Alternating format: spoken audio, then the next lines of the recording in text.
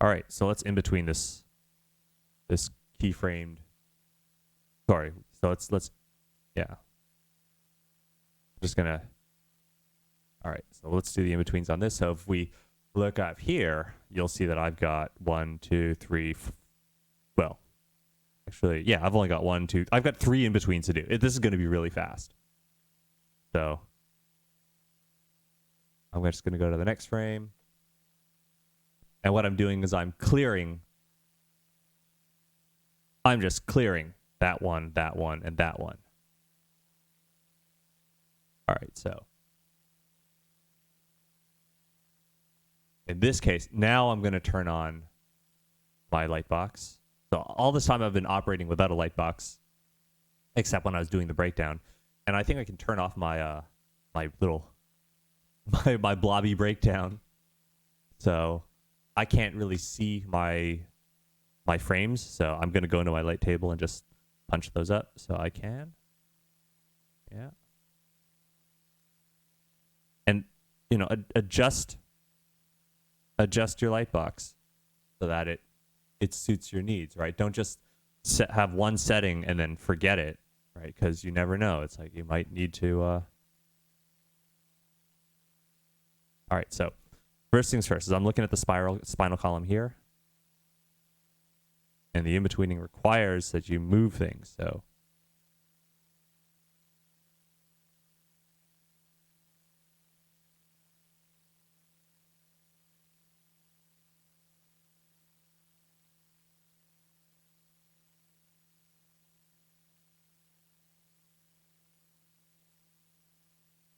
I kind of want to drag this here. Let me just erase that. Let's look at the head here. I want the head path to move this way. So when I do my in-betweens, I do it by blurring. I'm blurring my in-betweens right now. And that ass, I want that ass to go this way. Right? So doing an in-between is not just staring at 2 images and then expecting that it's going to turn out, you know, like you're just going to be able to kind of do a halfway blend. It actually is a lot harder to do. I guess in this case, the knees aren't, like the legs not, it's not really a motion. It's just flexing. It's just an IK flex. That's something you'll understand if you worked in 3D. Inverse kinematic. Look it up. 2-bone IK. Look up 2-bone IK. Don't expect me to explain everything to you. You know what? That's a thing. I shouldn't like. I shouldn't explain everything that is. Like I shouldn't explain things that are readily available on the internet that are easy to find. I can tell you what to look up, but one of the ways in which you get better at learning and get better at, you know, these things is taking the time out, having the curiosity and the wherewithal to look things up. So I'm going to start telling you these are things that you need to look up. 2-bone IK, like 2-bone inverse kinematics, you know, and you're just going to have to take the time to look those things up. And that way, I can keep the videos short.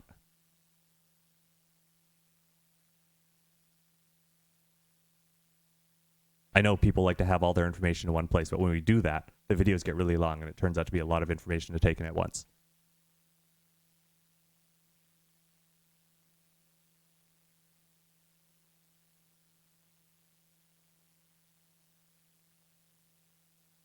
Okay, I'm looking at the head movement. I want that shoulder actually to be,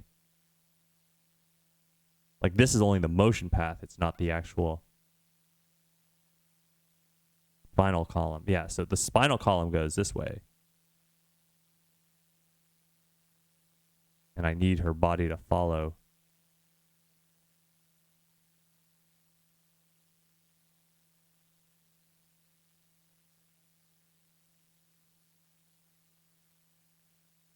Dad ass is,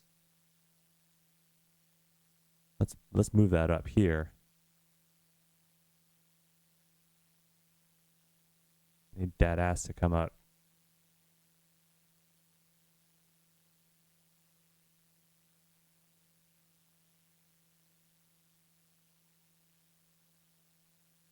And maybe the legs, I'm bending the legs too much.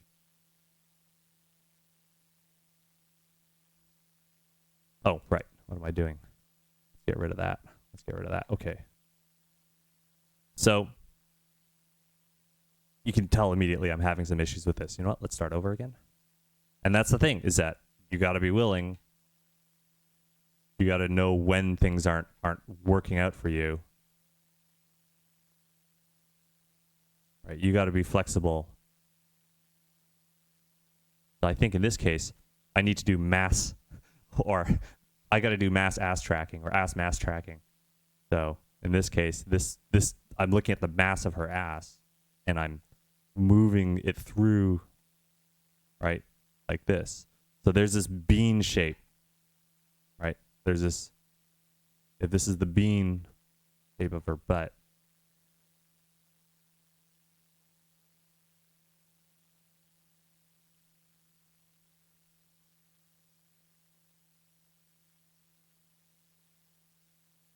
I'm going to just draw this as a shape, as a solid shape. Okay, so things go wrong, right? Like I say, things go wrong during the animation. But when I see this, I'm like, oh, okay, I can sense that motion now, right? And that's what I mean. My process is not straightforward. Okay, my process, my process allows for mistakes. In fact, my process is made with the is made to make use of mistakes, right? It's like my process is very fault tolerant. It's built with faults in mind. It's built so that as you work, you are going to create mistakes, and you're going to use those mistakes to push your animation forward. It's not like some shake and bake recipe where it's follow step 1, step 2, step 3, and what happens if step 2 went wrong? Oh, does it just break down? Do we all just go home and cry ourselves to sleep? No, right? Like bite the pillow and cry ourselves to sleep. No. My process is one where it's a given that you will make mistakes, that you will have to erase things, and you'll have to replay them. And it's like folding Damascus steel. All right? Look that up. Damascus steel. Look up some videos on YouTube about Damascus steel, okay? That's my process. My process is not, we're going to get this done right on the very first iteration. It's perfection through folding. It's not perfection through, oh, we got it right on the first time and we're dude perfect. It's like, well, shit, even fucking dude perfect videos are like, they do a zillion takes before they get it right. They don't get it right on the first take. Right, so we can see the blob motion moving. And yeah, you just got to know, you just got to be able to deal with when things aren't going according to plan. Like, have a plan. Okay, do have a plan. Plan things out, yeah? But expect things to go wrong on the plan, and then make new plans. Right? Be flexible. You got to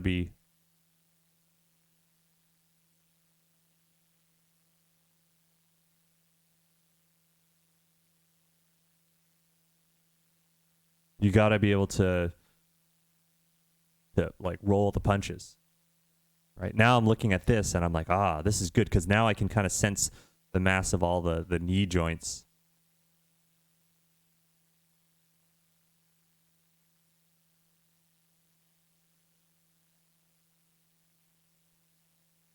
And the shoulder joint here. Okay, so let's track.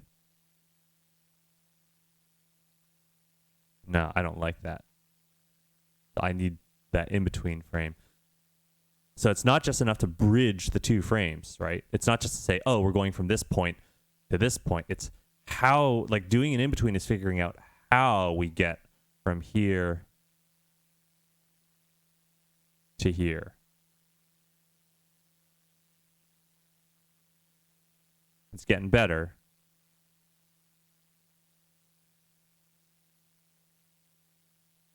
The thing about sprite animation is that, yeah, the resolution's limited. Yeah, you're dealing with a bunch of little shitty blobby pixels. But the thing is okay, so I can see that this thing's not chaining well. The thing is that you really make every single pixel count. So yeah, you're going to sacrifice line quality and all that fine detail, but right, like look at. Oh, let me stick a bookmark here. Toggle bookmark. Okay, right, like that. That's only three. That's just 3 frames, but it feels very fluid. Right. This is what makes the animation look really good. Is your in-betweens, just having that one extra in-between liquefies. It liquefies the motion, makes it very fluidic. All right, so I guess in this case, this part of the this stage of the animation, I guess I could call this the mass breakdown. We're going into the actual masses, and you know what? I'm going to do just a head, right? Do one at a time. And I work in an iterative fashion, meaning I don't try to draw everything in one frame. I focus on a single mass, and then I work on that mass tracked over multiple frames, and then again. So this is good. So this means that, yeah, I know this is taking a while. I'm going to have her... when she springs out of this, I think I'm going to have it so that if we look at this one, this position of this head here, then the position of that one, and then, right, we can see, here, let me turn on this other frame here. Okay, so we can see this is where I want the next in-between to go. In fact, I'll go to that previous frame and just replay my brush stroke, right? That feels pretty good. And yeah, it's got a little tail on it because I was messing, but it actually kind of looks like motion. So let's look at the next bit, this little shoulder joint. Right, so this is the basics. If it's a basic, then it means I just teach you the principle once, and then you just repeat it. You just repeat the application of that one thing that I taught you again and again. So we're just taking the shoulder in this case.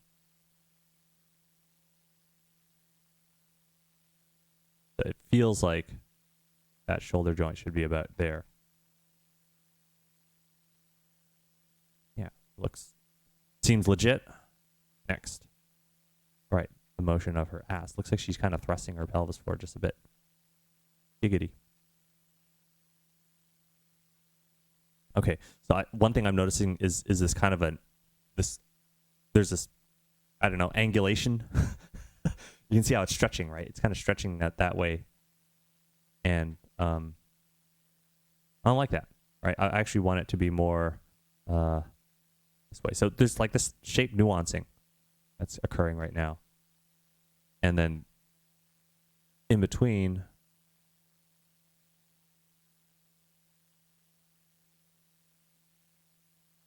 right, you can see I'm trying to build a flow here between these 3 blobs. Right, there's this other blob. Now, in my mind is this path. That's the path that I want the blob to smear through.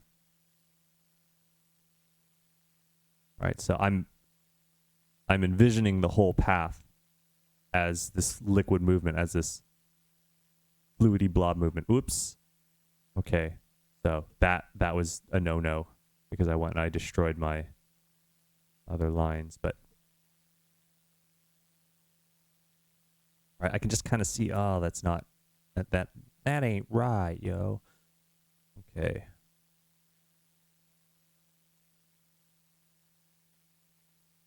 And you know, it doesn't look anything like the witch when she's like all done. And the reason why animation takes a tremendous amount of patience is not the sheer amount of work that's required in the animation. It's the fact that you got to hold back. You need to have the patience to hold back the inner illustrator in you that wants to illustrate everything. That's where the patience is required. Not the sheer amount of work that's required. The thing is that the working itself is actually a lot of fun. When things start to work, it's a tremendous amount of fun. And so I don't require patience to that in that regard. What I do need is I need to be able to suppress the inner illustrator. The inner illustrator in me is crying out because it looks at this and it says, what is this horrible blobby bullshit? This doesn't look cute at all. And actually, now that I look at this thing, it's like I can see that this knee joint is going like that, and I feel like this is where it actually goes. And we can actually, we can see that it's going off the path. But you know what? Maybe that's okay. So again, you make plans, and sometimes things don't go according to plan, so you make new plans. Right? Always have a plan, like know where you're headed. But, you know, if you're driving somewhere, if you're driving to a place, and maybe there's a boulder in the middle of the road and it's blocked, well, find a fucking alternate route. Hey, Google Maps, I need to find an alternate route. You know, there's a traffic jam. It's just a life skill, is dealing with what happens when shit don't go according to plan. Deal with it.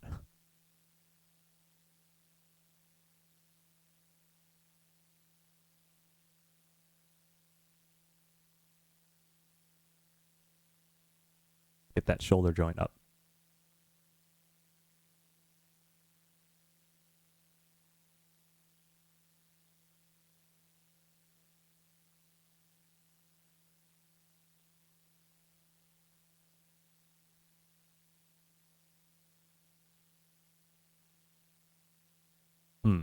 Let's move that a little higher.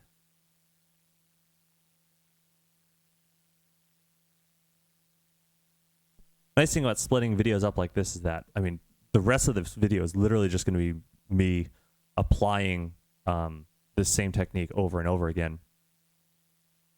So, I mean, if you want to skip ahead to the next one, I won't fault you. Because that's...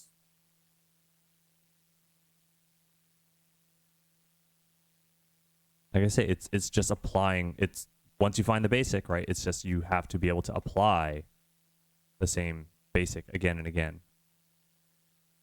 In fact, I think what I'm going to do is I'm going to just track the head. So let's look at this head motion.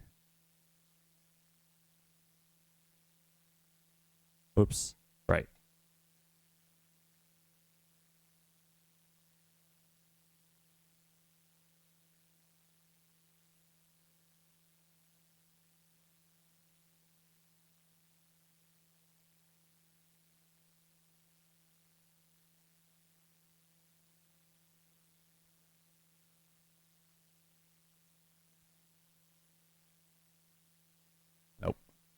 What I need to do is I need to skip 2 frames ahead and then go back.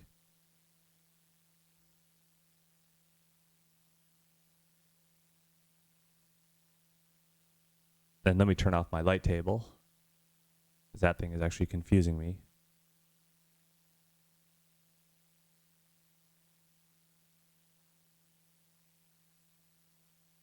Sometimes the light table just shows way too much information on you, and then you can't focus. Like the equivalent of your GPS telling you, turn left, turn left, turn left. Shut up. So, you know, turn off distractions.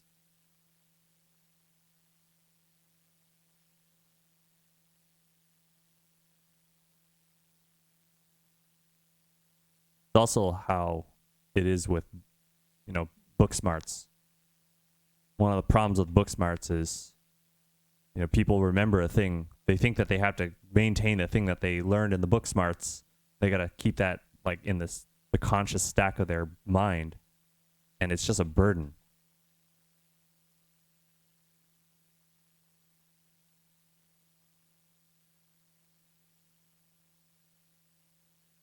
Whoops. Okay, so I'm currently building the discipline of going 1 frame ahead.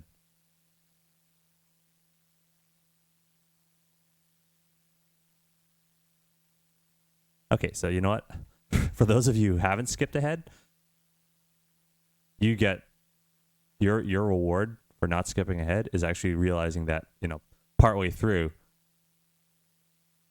I'm building this discipline of moving ahead and kind of and in betweening.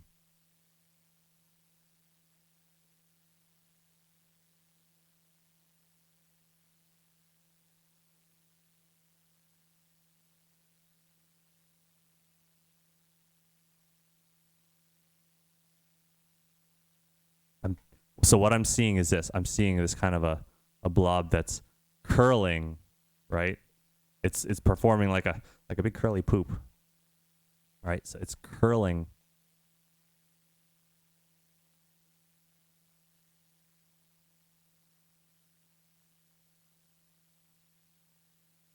So let's curl the motion. Yeah, there we are.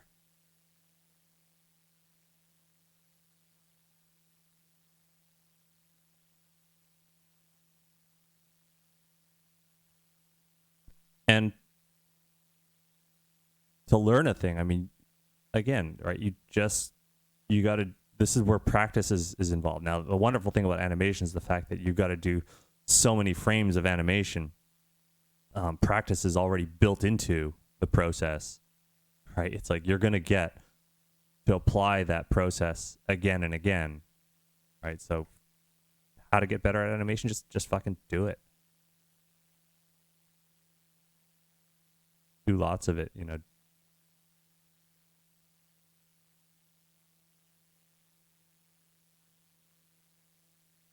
All right, let's play that through. You can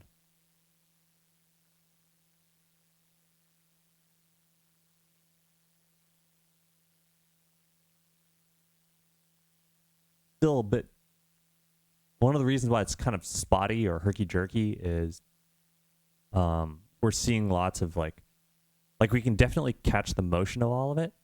I think it'll look a lot better once we have things like blurs in there. So let's just, if I slow it down to like 12 there, or even 10, could be that we just need another passive in-betweens, right? So slow it down to whichever, and think about your video game as well, right? How long do you want to take it? How long do you want your character to take to jump from one platform to another?